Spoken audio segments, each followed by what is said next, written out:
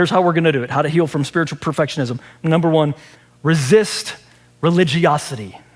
Religiosity is just a lot of activity. The Bible calls it dead works, a lot of activity to try to somehow make up for sin. That's not going to work. Don't do it. In fact, resist it. This word resist, it's stand firm, persist or hold your ground. It's like a military force that says we are not moving this line. We're staying here. We're not backing up at all.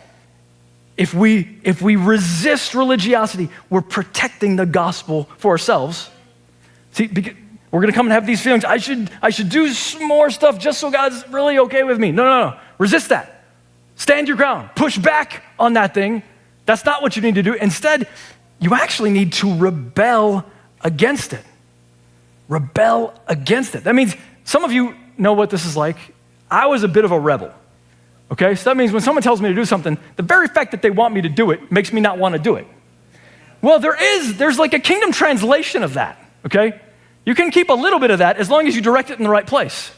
When the law tells me, you must do this, dude, you must read an hour of the Bible every day or you're just not going to keep pace. You're not going to be like these people over here. That's a spirit of religiosity. And a wise person says, I'm going to access my old school spirit of rebellion and say, forget about it. Here's what I'm going to do instead. I'm going to ask the Spirit of Jesus to soften my heart and make me so wanting to spend time with him that I'll come and I'll eat at God's word until I'm done, and then I'll walk away. And that is resisting religiosity. Anytime we feel any way about that, we say, I'm going to, imagine a defensive line in football, okay?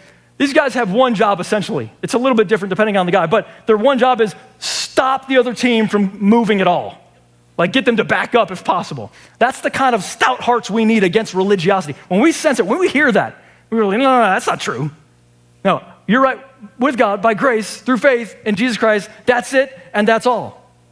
So let's take warning. You might be like a young woman I know in high school who looks at some of her spiritual leaders and says, they're so sincere. And I'm just not. I'm not sincere enough.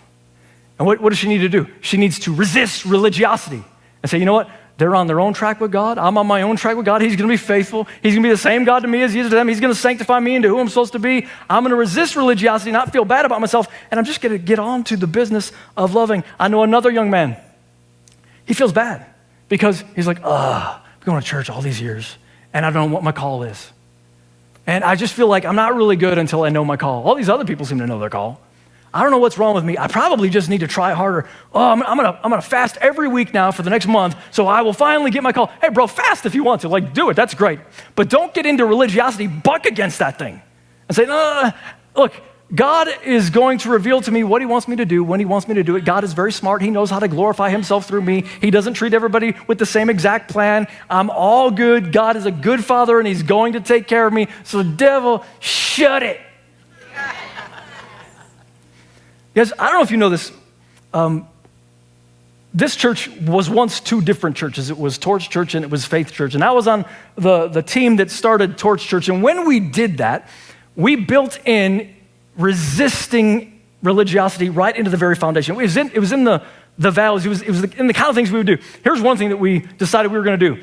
Unimpressive prayer. That means no one should ever feel like if you're praying with somebody here at church, or you're praying out in the hall, or you're praying out in the world, you don't have to feel like, oh gosh, now I got to make this eloquent. What am I going to say? I gotta be poetic or something. No, you don't. You can just be totally uninspiring, unexciting. You can just be like, God, I don't know, thanks. Unimpressive prayer. That's totally good. As long as it's you, just be you. All right? Resist religiosity that I got to do this thing for God. Here's another one. I've tried to model this. I hope you've seen it from time to time. Many on our preaching team do this really well. We try to model telling on ourselves and do that interpersonally. Here's why.